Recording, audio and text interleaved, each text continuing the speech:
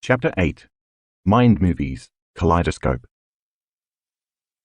I had just finished a keynote lecture on a Saturday night in Orlando, Florida. The following morning, while packing my bags in preparation for my afternoon flight home, I turned on the television to catch up on the political situation in the United States. It was in the thick of the 2016 presidential election, and since I had been out of the country traveling and lecturing over the previous 3 weeks, I was curious about what had transpired during my time away. I quickly surfed through the channels to find a news station, set the remote down, and while halfway paying attention to the TV, continued packing. Suddenly, a commercial came on that caught all my attention, and in an instant I understood why we called television programming. The commercial began with a nighttime exterior shot of a couple's home. As the camera zooms in on the house, the words "Night 14 with Shingles" appears on the screen. When the shot moves to the interior, tender yet foreboding music plays while an elderly man moans in pain at the foot of his bed. His concerned wife enters the room and asks him how he's doing. "It hurts," he replies. In the lower right corner, in a tiny font, almost the same color as the background, are the words, "Actor Portrayal." The wife walks over with a look of despair and slowly lifts her husband's shirt, revealing huge red scabbed lesions covering more than half his lower back. The imagery is shocking, grotesque, and horrific, looking like nothing less than a large third-degree burn. In my 31 years of practice, I've examined hundreds of people with shingles and have never seen anything that looked so severe as the manufactured lesions in this commercial. I immediately knew it was designed to evoke a strong emotional response with the viewing audience, because it certainly did in me. Once you see the rash on the man's back, the commercial achieves its goal of commanding your attention. Because the portrayal of the rash is so arresting, it changes the way you were feeling from only a few moments before your present state of watching it. The moment the commercial significantly changes your internal emotional state, it causes you to put more of your attention and awareness on the source of the disruption in your external environment. The stronger the emotion it causes, stimulus, the more you lean in and pay attention, response. This association of stimulus and response, or conditioning, is how long-term or associative memories are created. This process of conditioning begins by pairing a symbol or an image with a change in an emotional state, a combination that opens the doorway between the conscious and subconscious mind. In the case of the Shingles commercial, now that they have captured all your attention and begun the programming process, you can't help but naturally wonder what they're about to say next. The commercial continues with a somber male narrator. If you've ever had chickenpox, the Shingles virus is already inside of you. As you get older, your immune system weakens and it loses its ability to keep the shingles virus in check. By using emotional branding, this is the first instance where the commercial raises ethical questions by telling the audience that the immune system weakens with age. Next, we see the man in the bathroom looking at himself in the mirror. He looks worried, broken, and defeated. The scene changes to his wife talking on the phone in the kitchen. "I just can't stand seeing him like this," she says. Next, we see the man doubled over on his bed, palm to forehead, wincing in pain. The narrator then makes a direct suggestion, reinforced by the same words appearing on the screen. 1 in 3 people will get shingles in their lifetime. The narrator continues while the same words remain on the screen. The shingles rash can last up to 30 days. The scene cuts to his wife pleading directly into the camera. "I just wish there was something I could do to help." Again, we see the man in pain, and on the screen appear the words, 1 in 5 people with shingles will have long-term nerve pain. These words remain on the screen for the remaining narration, which says, "Some people with shingles will have long-term nerve pain which can last a few months to a few years. Don't wait until someone you love develops shingles. Talk to your doctor or pharmacist about your risk." Let's take a closer look at what this commercial is attempting to do. First, it puts you in an emotional state by changing how you feel. Once it captures your attention, you immediately become more open and suggestible to the information that follows. Now that you're more prone to accept, believe, and surrender to this information without analyzing it, if you're feeling fearful, victimized, vulnerable, worried, shocked, weak, tired, or in pain, you're more susceptible to the information equal to those emotions. You might start wondering if the ailment could happen to you.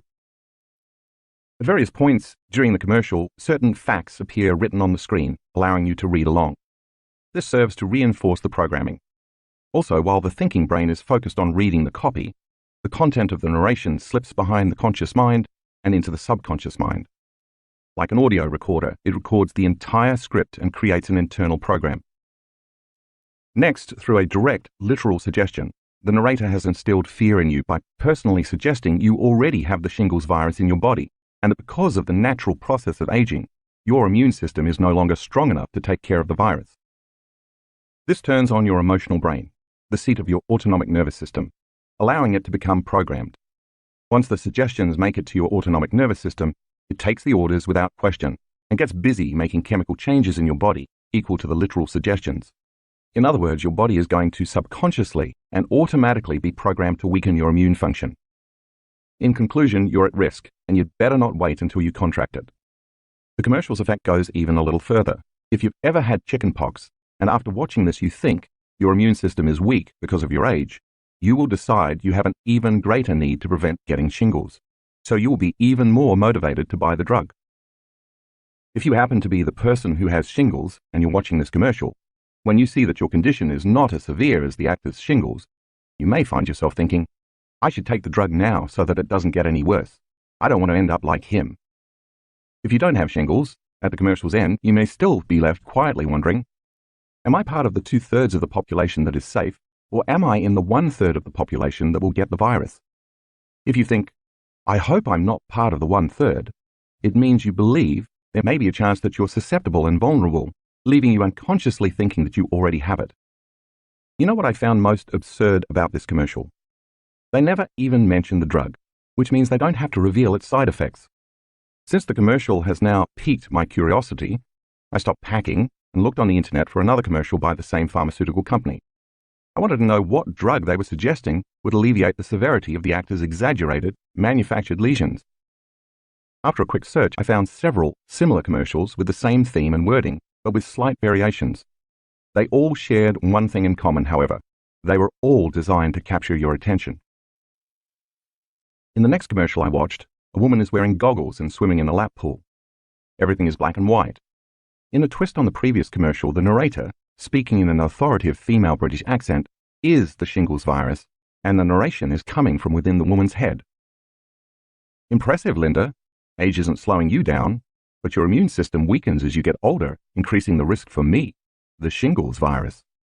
I've been lurking inside you since you had chickenpox. I could surface at any time as a painful, blistering rash. The scene then abruptly cuts from black and white to color, and a man lifts his shirt to reveal the worst shingles rash you've ever seen. Again, the grotesque, blistering lesion can't help but attract your attention. As quickly as the scene turns to color, it returns to the swimmer in black and white. The commercial continues in a similar manner and formula as the previous one. First, make an arresting statement or show a shocking image to change the viewer's emotional state. Then cause them to be more suggestible to the information via the change in their emotional state. And finally, use auto-suggestion to make them wonder if they already have shingles. This ad also infers that even though you might be healthy, work out and take care of yourself, you can still become a victim of the virus, further suggesting that no one is immune. Again, the words on the screen reinforce the message. 1 in 3 people get me in their lifetime. Linda, will it be you? If you identify with the woman in any manner, the voice is talking directly to you. The tone of the commercial then changes as a new male narrator begins speaking in a confident, light-hearted tone, devoid of worry or concern. In a similar British accent, the voice says, "And that's why Linda got me drug X." The scene remains in black and white except for the woman's bathing suit, her swim cap, and the name of the drug, which appears on the screen in large, sophisticated font. Now the drug has been imprinted into your brain at yet another level. Once again, the ad has created an association between your health and safety and the drug that will protect you. The tagline comes on the screen as the narrator reads it aloud, stating that the drug helps to boost your immune system against shingles, to help protect her against you, shingles. At the end of the commercial, the narrator says drug X is used to prevent shingles in adults 50 years and older. The drug is not to be used to treat shingles, and it does not help everyone. Here's the punchline. You should not take the drug if you have a weakened immune system. Whoa, what? Back up. Here's the irony. They just told you that as you age, your immune system weakens and you're at a greater risk for shingles. The drug is supposed to strengthen your immune system, but you shouldn't use it if you have a weakened immune system. Now comes the dilemma. If you still choose to take the drug, you believe the drug to be more powerful than your possibly weakened immune system. The programming worked. What the clever, if not unethical advertisers understand is that this message is confusing and disorientating to your conscious mind. At the same time, however, they are programming your subconscious mind with the idea that your immune system is weak, you probably already have the virus within you, and chances are high that you'll get shingles, even if you are healthy. In addition, you are told that without the medication, you are likely to suffer, even though there is no guarantee that the shingles will go away easily, and that it still might not work if your immune system is weak. Finally comes the side effects, which are not side effects but direct effects. A shingles-like rash, redness, pain, itching, swelling, hard lumps, warmth, bruising or swelling at the injection site, and headache. Talk to your doctor if you plan to be around newborns or people who are pregnant or have a weakened immune system, because the vaccine has a weakened version of the chickenpox virus and you could infect them. Wow! I started to wonder what planet I was living on. This type of programming makes you wonder if we really have free will, or if we're all making choices based on what we have been conditioned to believe is the answer, whether that's a certain type of beer, shampoo or conditioner, the latest smartphone, or a pill that may or may not provide relief from the shingles virus you may or may not even have. Most of the time, advertising appeals to lack and separation by reminding you to want what you don't have, desire what you need to fit into a social consciousness, or satiate a feeling of emptiness or loneliness. And of course, in this case, if you're sick or feeling like you're sick, the advertiser has the answer to your symptoms. In one final search, I came across a similar commercial with the same theme. An actor dramatically suffering for 17 days, the shocking exposure of a huge lesion, and words on the screen to influence the viewer's thoughts while reinforcing the same content. Like the other commercials, this one explicitly informs the public that the drug is not used to treat shingles. But at the end of the commercial, the handsome man smiles and declares, "I think I'm going to give it a try." Meanwhile, I'm left wondering why he would give it a try if he already has had shingles for 17 days, especially if the drug doesn't treat the condition. Now I'm really confused. Years ago, I learned in my training that by definition, hypnosis is a disorientation of the inhibitory processes of the conscious mind, bypassing the analytical mind, so that one becomes highly responsive to suggestions and information in the subconscious mind. As the conscious mind is busy and preoccupied trying to figure things out, the subconscious mind takes it all in without discretion. If you can disorient people with information, or in today's world, disinformation, shock, or confusion, you just open the door to programming their subconscious mind. In this chapter, we're going to learn how to do the opposite and positively reprogram the negative programming we've been conditioned to for most of our lives. 3 minds in one brain: the conscious, subconscious, and analytical mind. By now you know that when you change your brainwaves from beta to alpha, you slow down your neocortex, the analytical thinking brain. As your brainwaves slow down, you leave the domain of conscious mind and enter the realm of the subconscious mind. We could say then that if you are somewhat conscious and aware but not actively engaged in thought, your consciousness is moving out of the thinking neocortex and entering the midbrain, otherwise known as the subconscious, the home to the autonomic nervous system and the cerebellum. If you've ever witnessed someone completely captivated by a television show, so much so that when you tried to speak to them that they didn't hear you, it's possible that they were experiencing alpha brainwave states, a state highly suggestible to information. Suggestibility is the ability to accept, believe, and surrender to information without analyzing it. In this state, the viewer is so engrossed, so focused on what they're watching, that they appear entranced and motionless. Nothing else exists to them except the object of their attention. If the person doesn't analyze the information they are being exposed to, they are likely to accept, believe, and/or surrender to it because there is no analytical filter. It makes logical sense then that the more suggestible you are, the less analytical you are. The opposite is also true. The more analytical you are, the less suggestible you are to information. Therefore, it is less likely that your brain will be in an alpha brainwave or trance state. Take a look at figure 8.1 to help you understand the relationship between suggestibility, the analytical mind, trance, and brainwaves. What the creators of the commercials I mentioned earlier fully understand is the best way to program a person to take a desired action is to put them in an alpha brainwave state, so that the information presented is not analyzed. When the commercial is repeated or a similar one with the same message is played over and over, sooner or later that program is going to enter the viewer's subconscious. The more we are exposed to the stimulus, in this case the commercial, the more automatic the programmed response becomes. Eventually, when we've unconsciously memorized the stimulus and the response is automatic, the conscious mind no longer needs to think about or analyze the incoming information.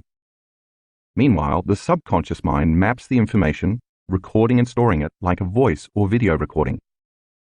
Once it is mapped in your brain, each time you are exposed to the commercial, it continues to prime the same neural networks, further reinforcing the same program, thought and belief. Now, not only can information influence your health, but it can also give you the solution to the problem the commercial is actually creating. Other situations that increase suggestibility include shock, trauma, or a strong emotional reaction. For instance, when people are stunned or exposed to emotionally charged situations, it's common that the brain goes into an altered state. As the brain pauses because of a sensory overload, such as a motor vehicle accident, the person enters a suggestible state. In severe cases, the person surrenders to the shock, becomes frozen and numb, and their ability to think becomes impaired. Therefore, when someone is exposed to an aggressive rash and feels sickened by the images, combined with the right music and narration to create an ominous or foreboding mood, the door to the subconscious mind opens, making the person more easily programmable. If you remember, the subconscious mind sits right below the conscious mind. The limbic brain is the home of the subconscious and the autonomic nervous system, which controls all the automatic biological functions that happen on a moment-to-moment basis. Once a thought is programmed, like a servant carrying out their master's orders, the ANS carries out the request of the thought. If you are repeatedly told that your immune system weakens as you age, and that 1 out of 3 people who have had chickenpox in their life will get shingles, the emotionally charged experience allows the message to make it past your thinking, analytical mind. In response to this information, your ANS follows the orders and can begin to actually weaken your internal defense system. For the advertisers to really get their money's worth in this commercial endeavor, it's best for them to repeatedly run the commercials late in the evening when we're most suggestible to programming. Why? Because melatonin levels rise in response to darkness, and melatonin causes our brainwaves to slow down in preparation for sleeping and dreaming. Because our brainwaves are moving from beta to alpha to theta to delta in the evening, people are less analytical and their subconscious window opens. As daylight wakes us up in the morning and our brain begins producing serotonin, the reverse process occurs. Our brainwaves go from delta to theta to alpha, where again our subconscious is open to programming, and eventually to beta. So if you're an advertiser and you know the majority of the public is not aware of the way subconscious programming works, why not create a series of late-night commercials with your desired messaging? Accent it with just the right amount of fright and concern so as to capture the viewer's attention, and proceed to program their autonomic nervous system to get busy taking the orders just before they fall asleep. A good rule of thumb: don't watch anything on television or on the internet or participate in any mode of entertainment that you don't want to experience, not only before bed, but ever. Kaleidoscope eyes.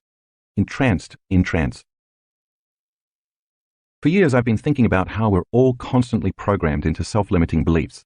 That is, believing that we need something outside of us to change how we feel inside of us. That is, after all, what advertising is all about: the never-ending dependence on and consumption of external sources to make us feel happy or better. This belief, which reminds us of our separation from wholeness, is incessantly ingrained in us through the media, television shows, commercials, the news, video games, websites, and sometimes even music. It's a simple strategy, really.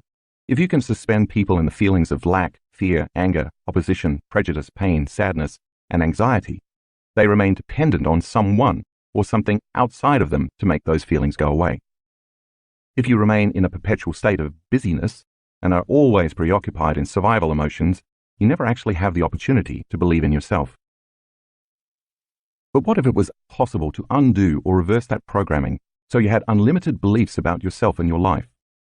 That's exactly what we've been doing for several years at our advanced workshops, using 2 simple tools, including one that children have been playing with for ages: a kaleidoscope. The only difference is that we're applying it in a technologically advanced way to induce trance.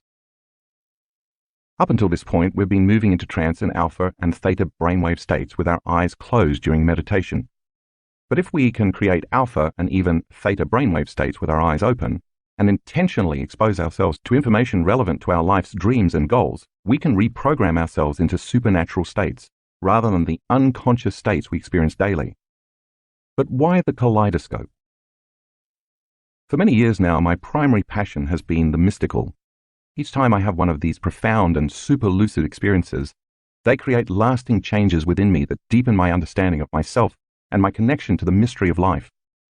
Once you have a mystical experience and get your first glance behind the veil, you can never go back to business as usual.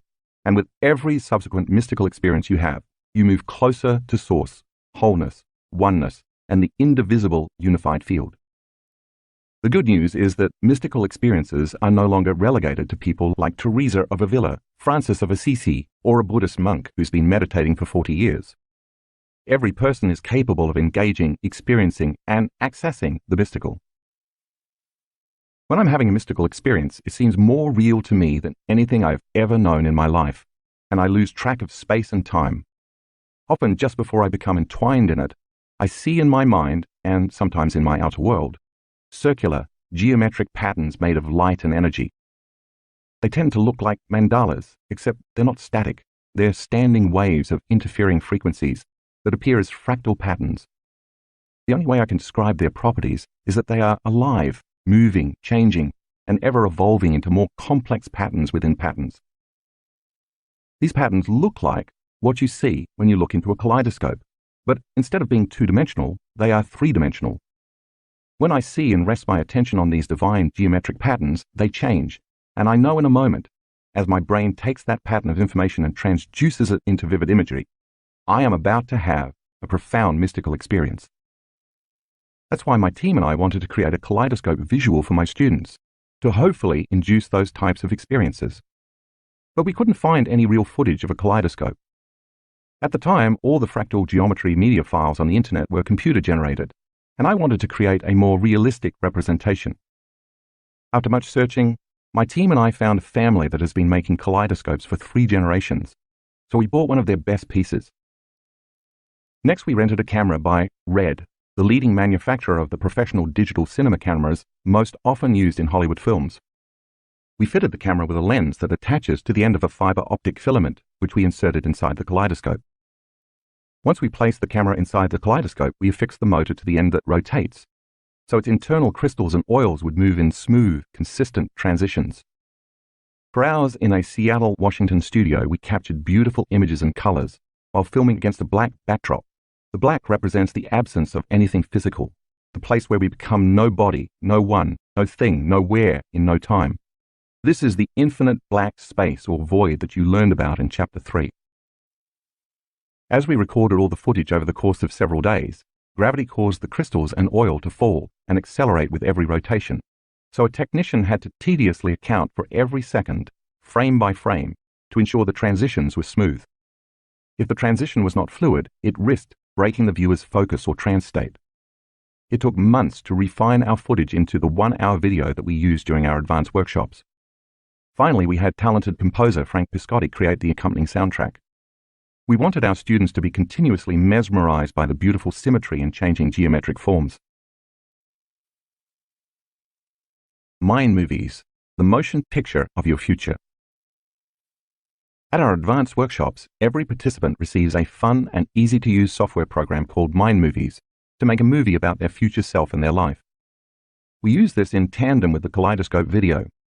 Depending on what the student wants to create in their life, the movie they make about their future exposes them to images and specific written suggestions and information designed to assist them in creating it, just like the Shingles commercial helps you to read along.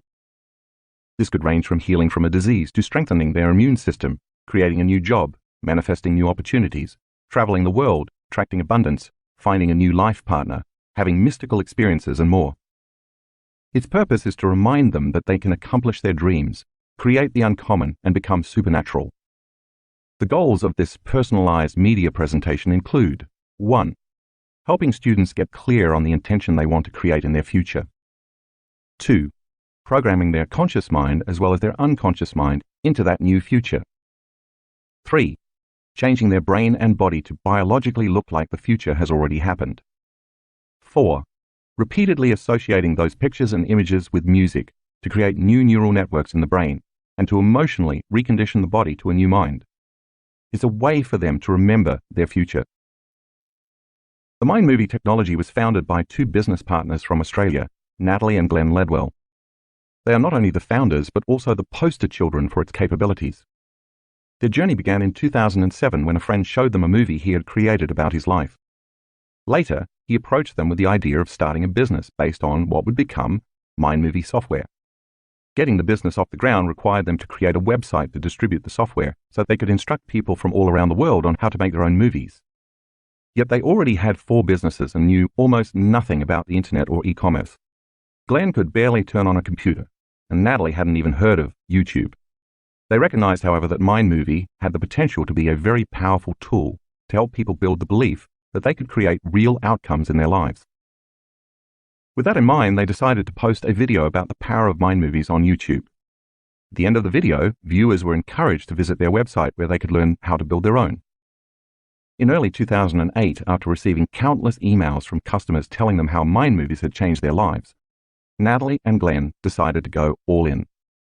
They flew to the United States, attended an internet marketing seminar, joined the marketing mastermind group, and began planning Mind Movie's global launch.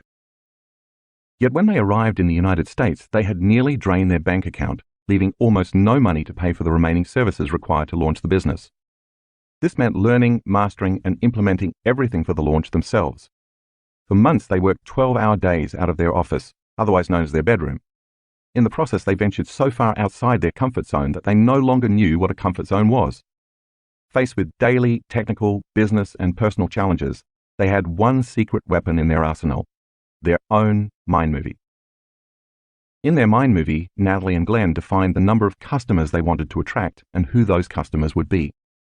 They described the respect of their industry peers and plotted out what they would do once their business was a success, such as the restaurants where they would eat and the family holidays they would take. Finally, they wanted to produce $1 million worth of sales. Why not aim high, they thought. Their marketing friends were doing $1 million launches, albeit with $5,000 programs. They watched their mind movie multiple times a day to de-stress and remain focused and inspired, even though everything in their current reality seemed to be working against them. But they knew all their effort, risk, and dreams would culminate on the day of their global launch. The finish line was in sight. And then the unthinkable happened. Scheduled for September 2008, their launch coincided with the global financial crisis. Financial institutions around the world were facing cataclysmic losses, while families and individuals lost their savings, assets, and livelihoods in the worst downturn since the Great Depression. Meanwhile, Glenn and Natalie were facing their own financial hardships. By launching the business, they'd racked up $120,000 in credit card debt. If the business failed, they'd lose everything: their home, cars, and investments, in addition to being buried under an insurmountable debt. On the morning of their launch, unbeknownst to them, their email delivery system was down for scheduled maintenance, so none of their customers received confirmation emails for their purchase. By lunchtime, they had already received thousands of customer support email complaints, in addition to challenges with their online bank. The bank wanted to freeze their account due to unusual activity. By evening, however, they had experienced the most memorable day of their lives. In the first hour on the first day, they had hit the $100,000 mark, and that by day's end they'd grossed $288,000. In the end, Glenn and Natalie ended up generating $700,000 based on a $97 program with no upsells. But the story doesn't end there. They were, of course, delighted with their achievement, but they faced one last monumental challenge. Because of the volatile and uncertain financial climate at the time, their bank froze their accounts so they couldn't access the money. This meant they couldn't pay commissions to their affiliates, or the $120,000 they owed to creditors, or deliver profit sharing to the people who had helped them launch the business. Everything hinged on their funds being released. Finally, after 6 months of sticking to their vision and watching their mind movie, they gained access to their account, lifting the financial burden that had nearly sent them into bankruptcy. But here's where the story gets really good. As the world was still reeling economically, the value of the US dollar against the Australian dollar was still grossly different. So thanks to the exchange rate, when they transferred their money back to Australia, they ended up earning an extra $250,000. With that, as well as with the commissions they received in exchange for promoting partner affiliate programs, Glenn and Natalie actually met their $1 million goal. They credit a huge part of their success, which was the complete opposite of what everyone else in the world was experiencing, with the fact that they focused on their mind movie every single day. While this is a great example of the potential of mind movies, and while the options to create your own mind movie are endless, the process is relatively the same. Students first pick their own song, one they will never tire of listening to. Next, they choose images and/or videos of either themselves or a future event and lay them out sequentially to tell a story of what their future looks like. Finally, we ask them to come up with specific words, phrases, or affirmations to add to the scenes, which they superimpose over the images. In the exact same way that TV commercials program people to be victims or to experience want and lack, mind movies can program students to be unlimited in the life they are capable of creating. In our advanced workshops, our students watch the Kaleidoscope video before they watch their mind movies because it helps them induce and sustain alpha and theta trance states with their eyes open, opening the doorway between the conscious and subconscious mind. Throughout their meditation, while in an alpha or theta brainwave states, they are more suggestible to their own reprogramming process. This is important because the more suggestible they are while using their mind movie, the less likely they are to become analytical and have constant internal thoughts such as, how's this going to happen? Or, this is impossible. Or, how am I going to afford that? Or, it didn't happen last time, so why should it happen now? While the Kaleidoscope induces students into trance to open the subconscious to programming, the mind movie is the new program. Mind movies program our students' subconscious minds the same way that television commercials program us, but in a more positive, unlimited, and constructive ways. When our brain's thoughts are silenced, the conscious mind is no longer analyzing incoming information. As a result, whatever information we are exposed to in this state encodes directly into the subconscious. Just like recording or videotaping something to be automatically played back later, we're recording a new program in the subconscious mind. A great amount of research over the years has documented how the right and left hemispheres of the neocortex relate to one another. We now know that the right hemisphere processes spatial, nonlinear, abstract, and creative thinking, while the left hemisphere processes logical, rational, linear, methodical, and mathematical thinking. The latest research, however, also suggests the right hemisphere processes cognitive novelty, and the left hemisphere processes cognitive routine.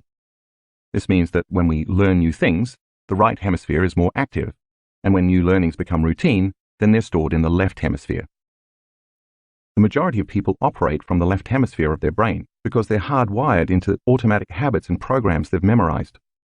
This is why language is stored in the left hemisphere. It's routine. You can think about the right hemisphere as the territory of the unknown, and the left hemisphere as the territory of the known.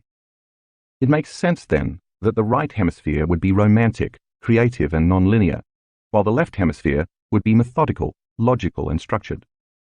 We've actually seen this dual processing occurring while watching our students' brain scans in real time. Because the Kaleidoscope's flow of geometric fractal patterns within patterns does not look like anyone, anything, anywhere in any time, its patterns are designed to bypass the perceptual networks and associative centers in the brain that relate to known people, things, objects, places, and times. Its ancient geometrical patterns reflect repeating fractal patterns found all throughout nature. Thus, they activate lower brain centers. It's for this reason you can't look into the Kaleidoscope and see your Aunt Mary, a bicycle you owned in 6th grade, or the house where you grew up, because you're not activating or triggering the associative centers related to the memories primarily located in the left hemisphere of your brain. As you stop thinking and analyzing and start moving into alpha or the theta brainwave patterns, more activity occurs in the right hemisphere. If the left hemisphere operates in the known and the right hemisphere operates in the unknown, as activity increases in your right hemisphere, you are more open to creating something unknown and new. Graphics 9A1 and 9A2 in the color insert show brain scans of 2 students who are in coherent alpha and theta states. In graphic 9A3, you'll see another student's entire brain in theta while viewing the Kaleidoscope. Graphic 9A4 shows the brain scan of a student watching the Kaleidoscope. The right side of their brain is more activated, while they engage in the novelty of the experience during a trance state.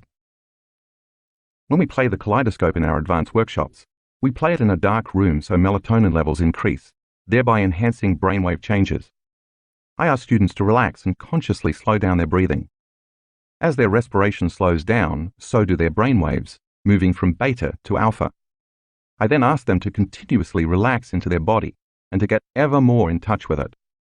I want to get them into the state somewhere between half awake and half asleep, when they're most suggestible, further priming their brain to accept the programming of their mind movie. Just as late-night infomercials influence people because the production of melatonin, in preparation for restorative sleep, causes their guard to drop, I want our students' melatonin levels to be elevated and their brainwaves to be in alpha and theta, so they are wide open to the information and possibilities in their mind movie. The soundtrack of your future life. Music has a way of calling up the memory of a specific time and place in our life. It's for this reason the entertainer Dick Clark said, "Music is the soundtrack of your life." The moment a magically nostalgic song starts playing, your brain begins recalling images of certain times and places, and those images connect you to the experience of different people and events. Neurologically speaking, the song acts as an external cue, causing a specific set of neural networks in your brain to fire. By association, you see images in your mind that have been frozen in time. We call this an associative memory. If you take the memory of that song further and really feel it, get into it, and maybe even sing and dance along, you might notice that the corresponding emotions connected to your memories begin to move throughout your body. Whether the memory of that song relates to your first love, spring break, your senior year of college, or what you felt before walking onto the field before the biggest game of your life, every one of those memories is strongly embedded with feelings and emotions. When you feel the emotion deeply enough, it connects you to the energy of your past, and the stronger the emotional response, the greater the memory. In the moment you feel and experience that memory, it brings your past to life, and in your mind you are instantly transported through time into the experience.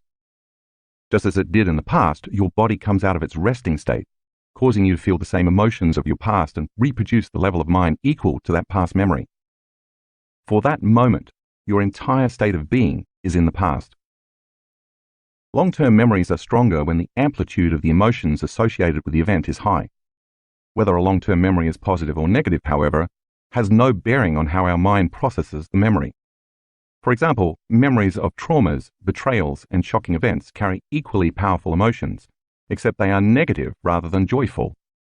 Once we remember and relive the pain, fear, anger, sadness, and intensity of the emotions connected to those traumatic memories, our internal chemical state changes. This causes us to pay more attention to whomever or whatever created the original emotions in our external environment. So what if you could create a movie of your future and pair it with a song that motivates and inspires you so much that it pulls you out of your resting state, changes your state of being, and connects you to the energy of your future memories? If music is the soundtrack of your life, then just as certain songs transport you to the past, couldn't you bring your future to life in the same way? This is where mind movies come in.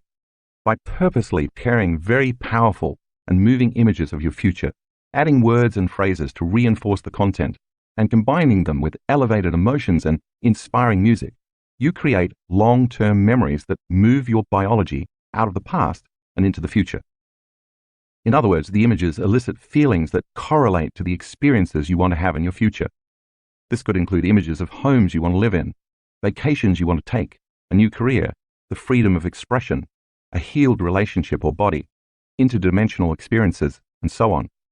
These are just some of the infinite possibilities that exist in your future timeline. When you watch your mind movie, as you connect to the feelings and emotions of your future, the higher the emotions you feel, the more you pay attention to the images that created those emotions. Now you're creating long-term memories of your future, and you're bringing your future to life. The magical, interdimensional component of the future is your song, because it's the feelings associated with your song that change your energy equal to how you will feel when that future unfolds. This is why it's best to choose music that's inspirational, motivational, or aspirational. Next, you add words of affirmation or knowing to the mind movie that remind you of who you are and what you believe about your future. You could even add a timeline if you want to. Some examples could include: the doors of dimension open to me so I may experience the mystical. My body is healing every day. My words are law. I feel loved deeply and daily. Wealth flows to me. All my needs are always met. My body becomes younger every day. The divine appears in my life every day. My life partner is equal and teaches me by example.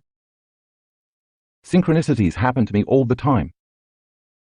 I feel more whole every day. My immune system gets stronger each day. I lead with courage in my life. I am an unlimited genius. I am always aware of the power within me and all around me. I believe in myself. I embrace the unknown. When I call on spirit, it responds. If you think of your favorite music video or scene from your favorite musical, chances are you know all the words of the song as well as the images that correspond to every note, beat, melody, and harmony. Most likely the power of that combination evokes a time and place in your life that was inhabited by a particular set of people, feelings, emotions, and experiences. This is exactly what you're doing with your mind movies, except instead of remembering the past, you're creating memories of the future. If you heard your song enough times while observing the images of your future, isn't it possible that when you heard your song, without viewing your mind movie, you'd be automatically transported into those images of a new future, just like you were transported back to your past? With practice, not only are you feeling the emotions that connect you to the memories of your future, but your biology is aligning to that future as well. You already know why this happens. If your body is the unconscious mind, and it doesn't know the difference between the experience that creates the emotion and the emotion you create by thought alone, in the present moment your body begins to believe it is living in that future reality. Since the environment signals the gene and emotions are consequences of experiences in the environment, by embracing the emotions of the event before the actual experience, you begin to change your body to be biologically aligned to your future in the present moment. Since all genes make proteins, and proteins are responsible for the structure and function of your body begins to biologically change to look like your future is already happening. Putting it all together. What if you invited a group of people to retreat from their lives for 4 or 5 days, and in the process removed the constant stimulation in their external environment that reminded them of who they thought they were as a personality? If you separated them long enough from the people they know, the places they go, and the things they do every day at the exact same time, they would be reminded of who they really are, unlimited human beings. And if you spent the first day or two teaching them how to create more coherence in their hearts and brains, and they repeatedly practiced cultivating these states every day, it makes sense that sooner or later, they would get better at opening their hearts and making their brains work more proficiently. In fact, they would be more focused on a vision of a new future without being distracted, and at the same time, they could more easily feel the emotions of that new future. As they created more coherence in their brains and hearts, they would create more coherence in their own energy fields, and this would create a clearer electromagnetic signature. As they continuously worked on overcoming themselves, their bodies, their environment and time, slowing down and changing their brainwaves, unfolding into the unified field, and transcending this three-dimensional environment, it would become increasingly easier and more familiar for them to activate their heart center and create. After they practiced getting beyond their body, emotions, habits, pain, disease, identity, limited beliefs, analytical mind, and unconscious programs, by the time the practice of mind movies was introduced, they would be ready to absorb a greater degree of information equal to who they were becoming, which would increase their ability to connect with their future. This is how we use mind movies at our workshops. You can think of a mind movie as a 21st century version of a vision board, a tool used to clarify, focus on, and maintain specific life goals. Except it's dynamic instead of static. When used with the Kaleidoscope, the mind movie technology is a great tool to help you bring your future to life by repeatedly experiencing it. It's also a great way to gain clarity on what you want to unfold in your life and to remind yourself on a daily basis what that future holds for you. This is called intention. Because mind movie technology is so versatile, it can be used across many applications and in a variety of settings. Not only can the technology be used to create relationships, wealth, health, careers, and other material items, it's also being used with children and teens to help them create a future vision so they feel they have some control over their lives. So many young people today are overwhelmed because of the frenetic pace, pressure, and demands of social media and modern society. Suicide is a leading cause of death for teens in the United States, so the founders of Mind Movie are using the technology in schools to help teens envision a brighter, more specific future for themselves. Mind movies are also used in corporate settings for team building and visioning. Entrepreneurs use the software to develop businesses, create mission statements, and strategize and create business plans. Imagine a team of motivated people not only reading and intellectualizing their mission statement, but also seeing it unfold in a dynamic, visual format before it happens. Integrative healing is another arena in which practitioners use this technology to help patients envision the healthiest version of themselves, assist them with their healing process, and keep them on task with a new lifestyle that must be maintained daily. This includes addiction treatment and recovery facilities, helping patients become clear on the future they want to create in the next phase of their recovery. Mind movies have also supported the generationally unemployed in finding new jobs or careers and living more future-orientated and productive lives, not only for themselves, but also for their families. As you can see, the applications for this technology are endless. No matter how it's applied, the power of mind movies resides in enabling people to construct a new reality by reminding themselves of the daily choices they must make, the new behaviours they must demonstrate, and the feelings they want to live by. Once you program these feelings and behaviours subconsciously, you can break your addiction to old habits, familiar lifestyles, and unconscious reactions. It's entirely up to you how creative you want to get when piecing together your future. While any time is a good time to watch your mind movie, I suggest watching it first thing in the morning and right before bed, because this is when you are most suggestible. If you watch it as soon as you wake up, you're starting your day off on a positive note by being mindful and focused on what you want to achieve for the day, as well as for your future. When you view it at night before you go to bed, your subconscious mind can contemplate it while you sleep, align your body and mind to the future, and come up with solutions that your autonomic nervous system can carry out while you sleep. Basically, you can use it anytime you need motivation or to make a different choice. The key is to make sure you're completely present when you watch it.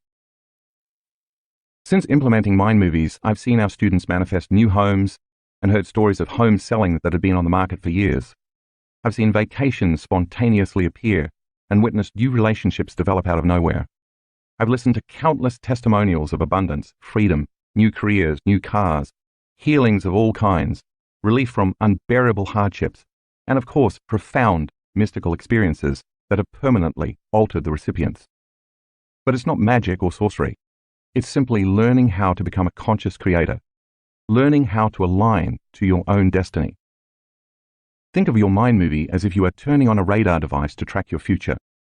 Then as you repeatedly visit the future in your heart and mind, all the thoughts, choices, actions, experiences, and emotions you experience between your present reality and your future reality become course corrections that deliver you to your target. The more you keep your future alive with your intention, attention, energy, and love, the more it starts to unfold as a new reality because you're remembering your future just as you remember your past. Your job, then, is to continuously fall in love with that vision of the future, keep your energy up, and not let the circumstances, environment, hardwired attitudes, familiar negative feelings, or unconscious habits derail you from your goals. What makes this technology so profound is that we perceive reality based on pattern recognition, links between the neural networks in our brains and the objects, people, and places in our external environment. For example, when you see someone you recognize, the neural networks in your brain instantly recall memories and experiences with that person. By contrast, if someone is not wired in your brain, you probably won't recognize them. If your brain doesn't have the hardware, familiarity with the images, thoughts, and emotions from the mind movie, installed before your future unfolds, if you don't have the neural architecture wired into your brain, how will you recognize your new partner, your new job, your new house, or your new body? Think of it like this. You can't open a Microsoft Word document on a Mac computer unless you already have the Microsoft Word software installed. If you can't feel the emotions and create the energy of your future reality, you might not recognize or trust that future unknown experience when it finds you. That's because your energy and emotional state are not in alignment with that experience. So instead of feeling certainty or a knowing, you may feel fear or uncertainty. So many of my advanced students have told me they are on their third, fourth, even fifth mind movie because everything in their previous ones has come true. I'm always amazed and humbled to hear the stories of how their creations came to be. no matter how varied their manifestations are, they all share one thing. They train the body to follow the mind toward an intentional future. This makes sense because if you have been putting in the time to study, memorize, and create the neural connections of your future, that is where you have been placing your attention. And as you know by now, where attention goes, energy flows. Take a look at graphic 10 in the color insert. This shows an example of a student's brain activity while he is watching his mind movie. There is an enormous amount of energy in his brain because he is fully involved in the experience. Taking it one step further, getting dimensional. There's one final way we use the mind movie technology in our work. Once our students have neurologically mapped their entire presentation, I ask them to pick a scene from the mind movie and unfold into a particular space and time, experiencing that scene three-dimensionally in their mind during their meditation. If you notice, I never use the word visualize in my teachings. Visualization usually involves just seeing something in the mind's eye, so it appears as a flat or two-dimensional image. For example, if you visualize a picture of a car, you will create a picture of a car. Instead, I want you to experience everything in the scene using all 5 senses, so it feels like a real-life, three-dimensional experience. Many people who have been introduced to my work have wondered why I spend so much time on becoming aware of the space their body occupies in space, as well as opening their focus to the space around their body and the space that the room occupies in space. Aside from the coherent changes my cues produce in the brain, it's all training for this mindful activity of pairing our mind movie with the kaleidoscope during meditation. When a student begins the dimensionalizing process, before they see anything in their mind, they are instructed to unfold as an awareness into the scene. When they start, I want the participant to become aware that they are in their scene only as a consciousness. This means that they are not their body and they lack their senses. They begin as an awareness in the emptiness of space, as if they are incapable of seeing, hearing, feeling, tasting, or smelling anything. Once they become aware that they are an awareness, I ask them to choose a scene from their mind movie. This causes their brain to naturally start adding sensory input, which begins to bring dimension to the scene in their mind. Next, they are instructed to start sensing what's to their right, their left, above them, and below them. The act of sensing fills in this scene with three-dimensional structures, forms, and space. As they expand their awareness to what else is in the scene, their senses begin recruiting other senses, further filling in the scene with more forms, structures, curves, textures, sense, images, feelings, and space.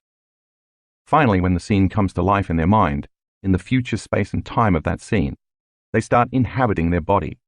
Not the body that is sitting there in the chair meditating, but the physical body of their future. They are asked to feel their arms, legs, torso, muscles, and so on, until they can feel their entire body in that scene. Then they are ready to move about in that scene and experience that reality. My theory is that when they simultaneously activate enough of the neural networks assigned to the objects, things, and people in a specific space and time, their possibility of having a full-on, holographic, IMAX-type experience increases. This is because as the student becomes present and unfolds into a fully dimensional scene, a large majority of the brain turns on, including the neural architecture that is allocated to both the sensory, feeling, and motor, moving aspects of their body, as well as the proprioception, awareness of body position, of where they are in space. The next thing they know, they are having a real-life sensory experience of their future with their eyes closed in the present moment. Take a look at graphic 11 in the color insert. It is the brain scan of a student who is experiencing a seemingly real mind movie scene in meditation. She has quite a bit of energy in her brain while she is dimensionalizing the scene. She described this moment as a full-on virtual sensory experience. Her subjective experience was quantified objectively in this scan.